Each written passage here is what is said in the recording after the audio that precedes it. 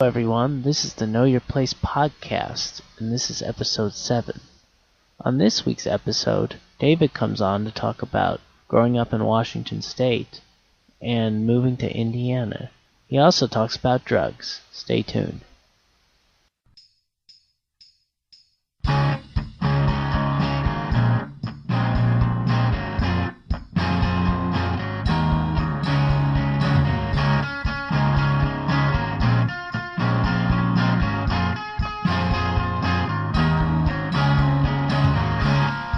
Hello everyone, this is the Know Your Place podcast, and we're on episode 7. I can't believe it. 7 whole episodes of this podcast.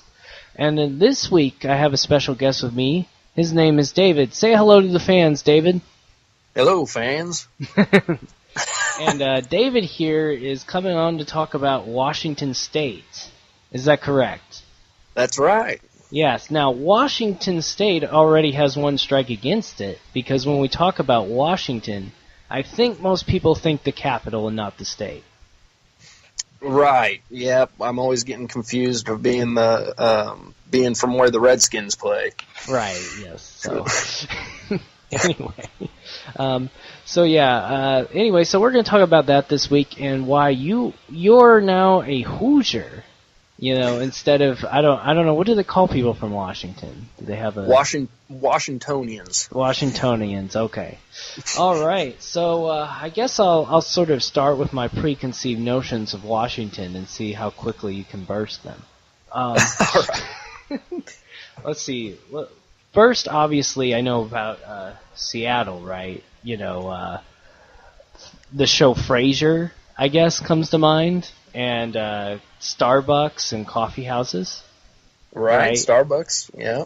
And let's see, I also know about the band, obviously the bands like Nirvana and Alice in Chains and stuff like that, which is, again, all Seattle. But I do know that there's more to Washington State than Seattle, because I'm a big fan of the football coach Mike Leach, who coaches the Washington State Cougars. So I've heard about, what's that town? Pullman, Washington. And I'm also aware of Spokane. And my step-grandfather back in the day used to drive truck. And he used to drive on the Washington side of the state line to dodge paying some kind of fees that you have to pay when you have a toll, or they have those things where you have to pay to get weighed. He would dodge it by driving on the Washington side across from Oregon or something. Okay. Hey, you got to do what you got to do to get by, right? Yeah, I guess so. So yeah, and then of course you guys. Of course, I've also heard that Washington's in an imminent threat to be blown up by volcanoes. So. Well, we did have Mount Rainier back in 1980, so that's probably. I think everyone's been walking on eggshells ever since. So okay, yeah. So that's. But I guess sort of. So I guess we'll start with sort of talking about your hometown experiences there. What do you remember about being a kid in Washington? And of course, we got to talk about what part of Washington you're from. Sure. Yeah, I grew up in Western Washington, which if anyone has ever been to Washington. Both sides, there's a big difference between Western Washington and Eastern Washington, where Western Washington's the side where the Puget Sound is on.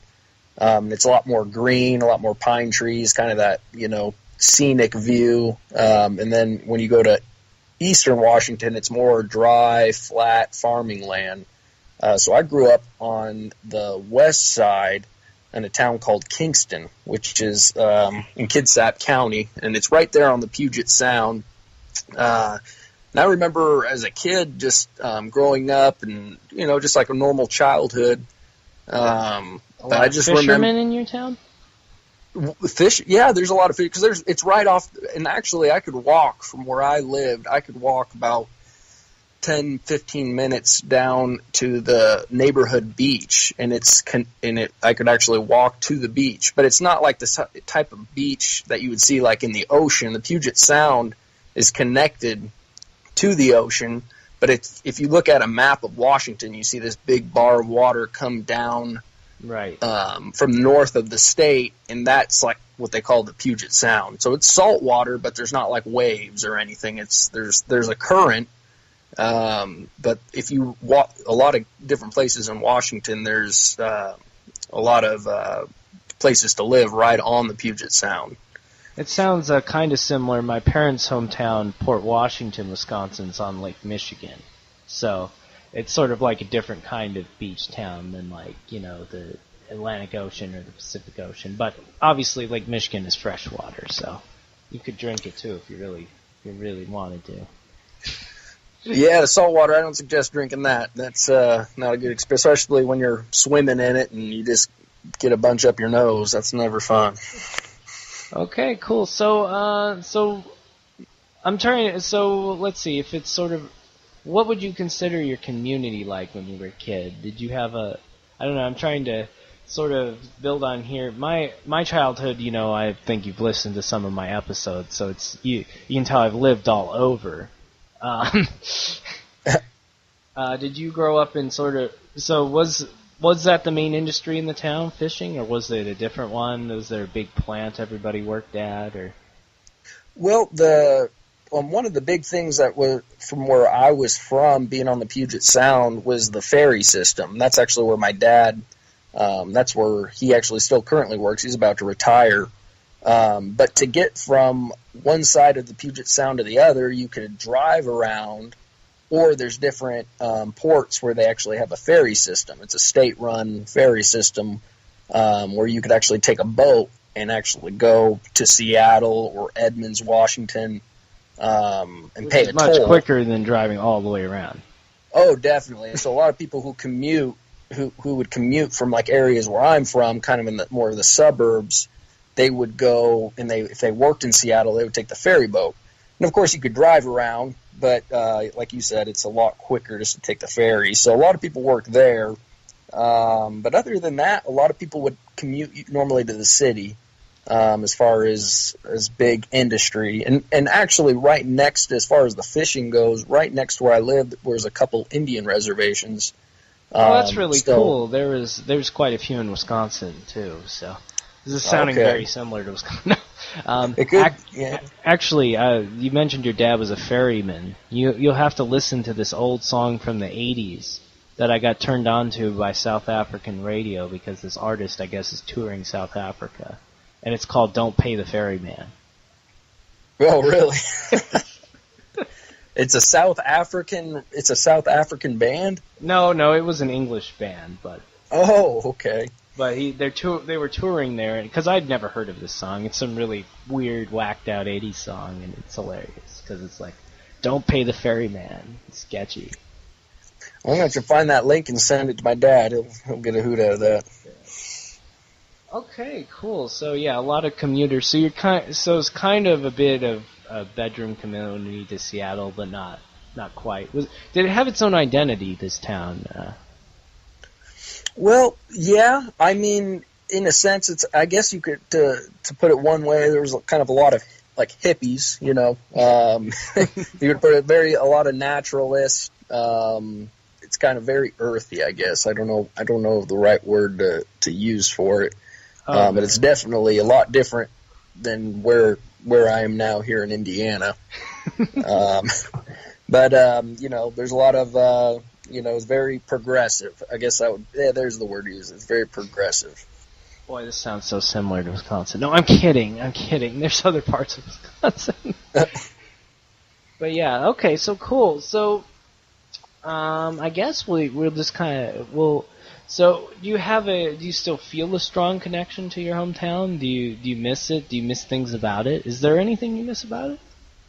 Well, I mean, that's where my family's at, so that's one aspect where a lot of family and some friends and just kind of the community from where I was from. But honestly, the weather, like 10 out of the 12 months of the year, the weather was really, just kind of the stereotype, very rainy, kind of cold. But man, if you go there in like June and July, or even June, July, and August, the weather's just great because there's no humidity. Usually it's sunny and 70s much of the time, and of course you're gonna have your rainy days being in Washington.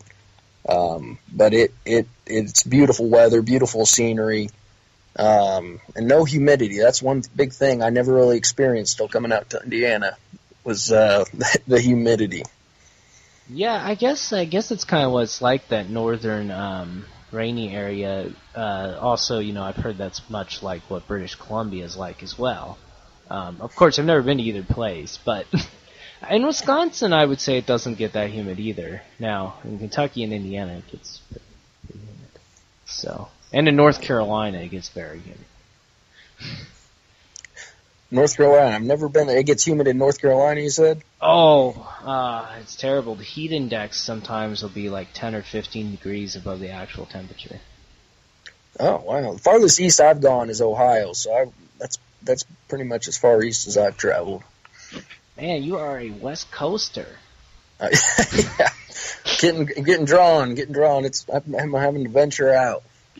Okay, cool. So, so it's interesting that, so in ways you're describing your childhood does fit, the stereotype of Washington, being a hippie town that's on the coast, right? And right. And so that's so you still haven't burst much of my bubbles yet, but no, I don't know. I am a geographer, so I guess I know a little bit about everywhere. So I guess this leads us into a sort of second part of our discussion. Why did you want to leave? Right? I mean, isn't it just awesome, Seattle? Isn't it like the best place ever? Isn't Washington the best state ever?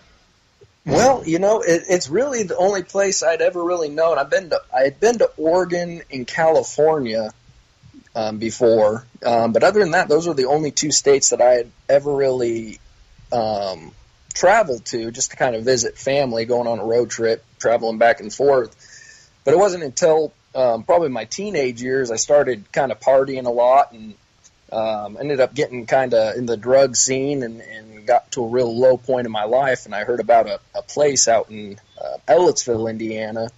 It was like a Christian discipleship ministry for guys who were struggling with addiction like myself. And so that's really what made me come to Indiana in the first place, and it just kind of built my roots out here, finished the program, and transformed my life. My life's a lot different than it was before. So you're a Kurt Cobain who got clean. What's that? Yeah, exactly. I did. Luckily, didn't end up like old Kurt there. But no, that's interesting. So yeah, that is the other stereotype, that there is a humongous drug problem in Seattle. Is that true? Is it? Oh, absolutely. And that's another thing, kind of to go back to the kind of progressive, idea of that area. I mean, Washington was one of the first states to legalize not only medical marijuana, but actual just recreational marijuana. So right now, and this wasn't like this when I left back in 2011, but right now, there's literally shops where you can just go to and buy pot without a prescription or anything. So in that aspect, I know that's not the hard drugs, but that just kind of gives a picture of the mentality. It's probably not looked at as harmful. Definitely not considered a gateway drug like a lot of people would, like myself, would probably contest. Yeah, that is an interesting sort of discussion. I'm a fence sitter on a lot of these things. I think the biggest problem with a lot of them is that there's just some people who can't handle these kind of things, and I don't know what you do for those people, it's, I don't have an addictive personality per se. I mean, kind of. Like, there are some things that I do a lot of, like I eat a lot of cheese, okay? But, I've always been able to put something down, so it's hard for me sometimes because I watched a documentary once they did about Seattle and the heroin epidemic and what their police department is trying to do to combat it. And I just, it was so hard for me to identify sometimes with those people, right? You know, and I'm not saying that I understand it's a very addictive drug, okay, right? But like, Right. you know, it's crazy. You see these people, right, and they're totally recidivist, right? And it's like, man, you know, it doesn't matter how negative the consequences get for these people, right? Right. And that's the thing, and that's how a lot of times it turns out, is because usually it doesn't start out as so much of a, man, I gotta have it every day kind of thing. It starts off gradually, and that's one of the reasons for, you know, as far as the marijuana, you know, like you said, there's some people who can, you know, smoke marijuana and it doesn't really take over their life. But for others like myself, that's what I started on. And then just more out of curiosity as a progression over a several year period, you know, it was just kind of, yeah, that felt kind of good. So I went to the next thing and then the next thing. And then eventually I was kind of on the harder stuff, you know, so it was kind of a progression. But then there's some people who, you know, it never really affects them too much.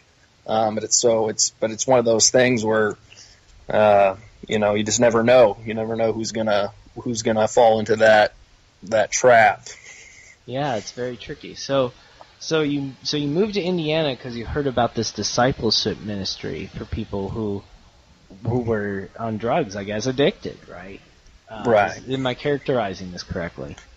Right. Yeah. It's not so much of a rehab, because I have been to rehab programs, but it's more of just a ministry where you go and basically study the Bible and just really build a relationship with Jesus Christ. And kind of the idea is, you know, if you find Christ, if you find a true relationship with Him, He's going to change your heart. You know, so the philosophy is a little bit different than a normal rehab. It's more the fact that you know, a drug, whether it be just like you were saying, you know, there's different people are addicted to different things.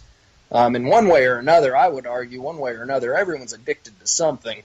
It just manifests itself in different ways. So for me, it was, you know, that pleasure of drugs. And really the idea behind Saul to Paul Ministries was, if you allow God to come in, change your heart, He'll change you from the inside out, rather than just change you through behavior modification, which a lot of rehabs do. And sometimes that works for people. It just didn't work for me. So how did you hear about this ministry then? Because, I mean, you were just basically, you know, living the Seattle lifestyle, I guess.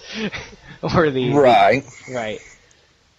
Yeah, it was a guy who I actually used to party with and use drugs with. His mother lived out here in Indiana, and he kind of went back and forth as a kid, back and forth from Indiana to Washington. So he already had roots kind of out here. So when he tried to make a clean break and get on the right path, he moved out here with his mom and ended up finding the same program that I went to. But he went to it a couple years before me, and then kind of through, I think, Facebook or I was about to say MySpace, but that's a little too far back. But I think it was through Facebook he ended up getting a hold of me, and you know, he told me about it, and I kind of shrugged it off. But eventually, I realized, man, I really need to make a change. So I gave it a shot. And that's a pretty big leap of faith, I have to say, to go from Washington to Indiana. I mean, what did you think of Indiana before you moved there? You know what? I did not have really any idea. I mean, if you were to ask me on a map, if you were to show me a map, and this is how just closed-minded I was, just living in my little Kingston, Washington bubble. If you were to take a map of the United States and take out the names, so I couldn't see the names over each state, and you asked me to show you where Indiana was, I probably would have shown you like Montana or something. I mean, my thoughts, I had no idea I didn't realize it was that far east. So I just said Indiana. Obviously knew the name and heard of the state, but it was just the farthest place in my mind. I really didn't have too much of a thought on it, other than it seemed like it would be like a rural area. Because, you know, as we discussed in our second episode with you know, Jay, he had actually moved to Bloomington to get to a more diverse crowd from Texas. And you're sort of an opposite, right? You moved later in life to Indiana to get around a less decadent crowd, perhaps we could say. Well, I mean, really, my sole purpose for coming out here, my real plan was never really to stay. In Indiana, my original plan was just to kind of go to this program and thinking, I'll just get away from Washington for a little while, and then I wasn't even planning on finishing the program. It was a 7-month program. I really, in my heart, kind of just thought, well, I'll just go there for a few months and then, just go back to Washington. And once I got there, I really realized, man, I need to stay here, So I really didn't have too much of a plan, but I ended up staying out here and settling here in Bedford, and that's where I met my wife, Kendall, and, I met her at church, and we kind of got grounded out here, and we bought a house, and now I'm actually running a program. It's like a phase 2 program for guys that are leaving that first phase 1 discipleship ministry. So, but to answer your question, I didn't really have too much of thought on the diversity aspect, but in hindsight and looking back and where I was and looking at where I'm at now, as far as the culture and just kind of the philosophy or the mindset of where people are, I much prefer Indiana. It's very interesting to me as a geographer and, being someone who's lived in 5 states and is originally, I guess I most identify with the culture of Wisconsin, although I do have a lot of ties to Kentucky now as well. In Wisconsin, it's a very balanced state, if you will, I think. I think I drove that point home enough 2 podcasts ago. I don't know if I did or I didn't. But I feel like there's all kinds of people there, right? And it somehow coexists, right? There's conservatives and liberals and all kinds of things, right? Sure. And it's just very interesting to me to see what people do with their lives, because I mentioned to Jay, I have 2 friends that moved to New York City. Well, I mentioned to Malik last week that I had 2 friends that moved to New York City from Kentucky. One loves it and one hates it. So it's very interesting. So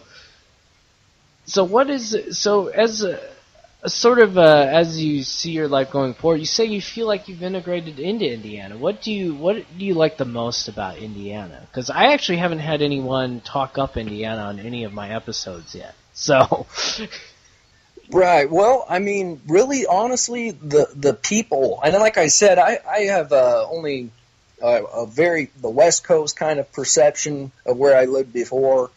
And then coming out to Indiana, I noticed even at the airport when I first got here, and before anyone had picked me up, I went to like a little store inside the airport when I was waiting for my ride to pick me up to take me to the program. I just knew you just felt more of a welcoming, like friendly spirit on people in comparison to where I lived before. Just like a kindness, I guess you'd call it like a Southern hospitality. I know Indiana's kind of not in the deep South or anything, but just maybe since we're from Southern Indiana, I guess you could throw it in there. But yeah, I will say Southern Indiana feels, and it'll probably make some people mad, but oh well, it feels kind of Southern. We'll put it that way. Sure. Yeah, it is settled by a lot of people who are descended from people from Kentucky. So Southern and that's the thing I know this is kind of a side note, but being, Indiana, it seems like we're always kind of poking fun at people from Kentucky. Are people from Kentucky, who do they poke fun of? Mainly West Virginia. Okay. Actually, seems like I had never heard of Bloomington before I moved there. So I didn't know much about IU. I knew it existed. The only reason I knew it existed, actually, this is horrible. I'm a big Wisconsin football fan, the Badgers, and one year they beat Indiana 83-20, and that's when I knew who IU was. That's how you got acquainted with them, huh? Yeah. So it's terrible, but no, I don't know. All I thought of Indiana was flat and cornfields because we would drive through it to go to Wisconsin, and we'd drive on Interstate 65 the entire way. So, and that's really what I thought of too. I remember when I was coming from the airport into the program. I remember especially southern Indiana. So we went to the Indianapolis airport, and then driving in, I just remember seeing big cornfields, and I remember just thinking. I think I asked the person who was driving me, "Are there any Amish around here?" Because I've never seen an Amish person. And they said, yeah, and I just remember being amazed by that. Like, oh, my goodness, where in the world am I, it was a culture shock, that's for sure. And that on top of it was the end of June when I showed up, so I remember just that humidity hit me in the face right when I got off the airplane, and never experienced that either. I mean, it would get warm in California, and some days it would get a little hot in Washington, but never combined with that humidity. That's so funny. So I take it then you wouldn't move back to Washington then? Well, I mean, like I said, I kind of got grounded here with my wife and the ministry that I run. It's we house men who come out of the Saul to Paul program, so I got a lot of I really feel like God wants me here right now. But as far as moving in the future, I wouldn't totally be opposed to it if it was for the right reason. But really everything that, makes me content in life is here. Like I said, other than my family, miss my family also. But other than that, I really feel grounded here in Indiana. Now, what does your family think of Indiana, since they're from Washington as well? Well, they're talking about, and they're kind of in retirement, getting to that retirement age stage. So they've come out and visit several times, and they're talking about possibly buying a house out here and living out here half the year. So they're really talking about living in Washington half the time, and or at least they've mentioned this in the past, and then coming to Indiana half the time. Oh wow! So do you miss Indiana? They're not, they wouldn't feel like totally bored or, I did have an Australian person in one of the geography groups claim that, they didn't want to be in the heartland of America, because I posted this article, I forget who did now, I think it was U.S. World News, and they rated all the states on a bunch of different metrics, and everybody was poking fun of the article because it ranked Iowa #1 overall. Oh, okay. I was like, all right. And this guy was like, well, Iowa, I don't want to be in the heartland of America, this Australian guy. And I was like, why not? And he's like, well, boring towns, boring places. And I was like, you're just not doing it right, man. He lives in Melbourne, Australia, though, a very urban area. Okay. Yeah, it just depends on, some people like that, that slower pace, and I kind of do too, it does kind of have a bit of a slower pace, at least to where we are here in Bedford. But it's nice, and it's, like you said, there's IU that's nearby, so there's Bloomington. You're about an hour and a half from Indianapolis, so that's, it's not like we're too far out to where it's no man's land. Yeah, I have to go through Chicago a bunch to go to Wisconsin, and that often feels a little too fast for me. But cool. So let's see. I guess we'll sort of wind it down here with a final section, if you will. Is there? What do you see? Do you see the future as bright or dark for both Indiana and Washington? Well, we'll just kind of connect with the last segment as far as my parents coming here, and it kind of ties into the answer to this question. My parents, particularly my dad, he's involved with politics out in Washington, and he's very conservative, as to where, so he's kind of like a duck out of water, in comparison to the climate and the culture out there, because it's extremely liberal. So that's one of the reasons why, other than of course his son being out here, he's liking the idea of Indiana because it is a little bit more conservative. So I guess it really just depends on your viewpoint and where you're looking at things. So for some people, it might look like Washington's looking up because they're very progressive and they're moving in a certain direction. But as to where someone else who's more conservative, they would look at it and say, well, there's nothing good, nothing good to look forward to, I guess, just for the fact that it's the culture and the climate is changing and definitely it's going left. So. And that's something sort of interesting I was going to kind of touch on a bit to finish out here a little too. I find it very interesting because in Washington you have this thing. I don't know if you listened to episode 5 I did with a person who's currently living in Oregon, but it's an interesting phenomenon to me to be in a state where sort of one base can just run roughshod over everybody else's politics, if you will. Because, right. In Wisconsin, you can't do that. That would never happen, right? You can't. It's never going to be a fully liberal or conservative state, right?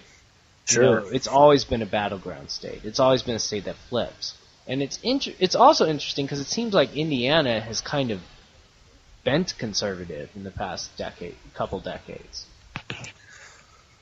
Right, yeah, and I wasn't here when it happened, but Indiana, I mean, just from what I've experienced, it does seem a lot more conservative. But I mean, in 2008, it voted for Obama. Right, and I was surprised to hear that. Somebody had to tell me that, and I almost, kind of questioned them at first. But yeah, sure enough, it at least in 2008, not so much in 2012, but yeah, 2008, it went Obama. So it's conservative, but it just goes to show that, it's possible to flip.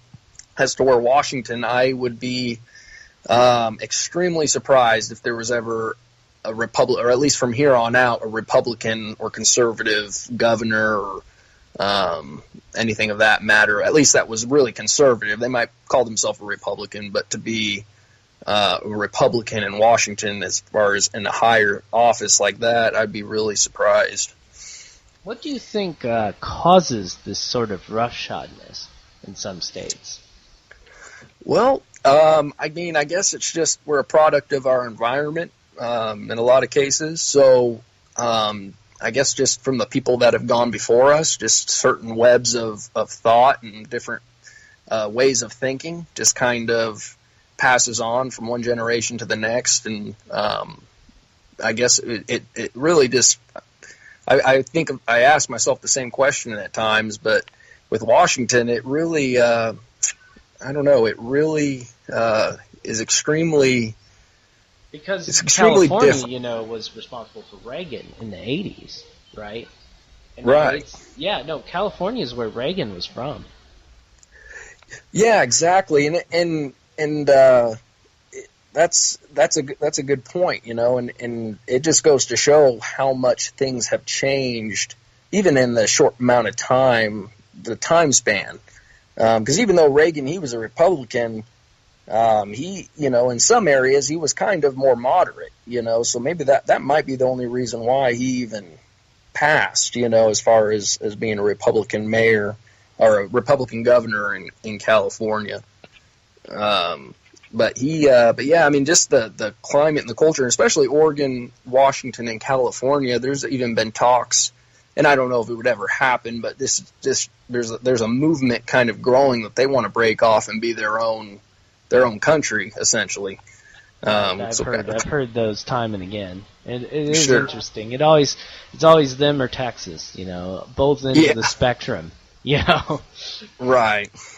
Yeah, and it's probably people being a little dramatic, because especially when Trump won, there was a big uproar, But if any three states were to break off, it would be those three in the sense of just the culture mindset. But I don't think that would ever happen. But so yeah. Because I find myself a little bit constantly wondering if This is a really crazy thing I'll put out here. I like to just be crazy on my podcast. It's my podcast. I can do what I want to. But That's right. I mean, I don't know how you sort of defend the rights of the rural versus the urban, you know? In sort of an overarching case, I did see an argument that even though Hillary Clinton won the popular vote, generally speaking, you couldn't just campaign on the urban vote and win the presidential election in the United States, because the top 100 cities only make up like 18% of the population. But, you know, in a state like Washington, right, there, Seattle and Tacoma, I mean, completely overwhelm the eastern half of the state. Right. Yeah. So I don't know if you do you have to preserve the people's rights, or is it one person, one vote? Right. Yeah, that's a good question. I don't know. I wouldn't know on that. It's I mean, definitely Washington and Tacoma, because the west side of the state is where it's mostly it's a lot more densely populated, as to where the eastern side of the state, it's a lot more spread out and rural. So if you were to get a lot of people voting one particular way, and for in the west side of the state, you're going to see a lot more of a liberal turnout, and it's a lot more densely populated. And then you get the right side of the state being more conservative, but it's more spread out and it's not as populated. It's you know, the people that are voting on the west side of the state are going to affect the people on the other side of the state. I don't know. So I guess we'll leave the podcast with a question, and I'll put it in my poll for this week, of course. Where do you draw the line there? Do you have to protect certain rights of the voters, or do you have to, you know, allow just one person, one vote? Is it really plainly that simple? I don't know. And do you have to force a balance? Right. Yeah, finding that sweet spot and that balance, that's the tough spot, because we could make probably a good argument for both sides. Cool. Is there anything else you want to talk about Washington for the listeners? No. You know, I appreciate being on the show, and I mean, it's a great place to visit. I always tell people, if they want to visit Washington, just go in the summertime. If you're going to go during the rainy season, you're probably going to be a little bit more disappointed. But if you go in the summertime, that's the best time to visit. If you want to get the great views of the scenery and the weather.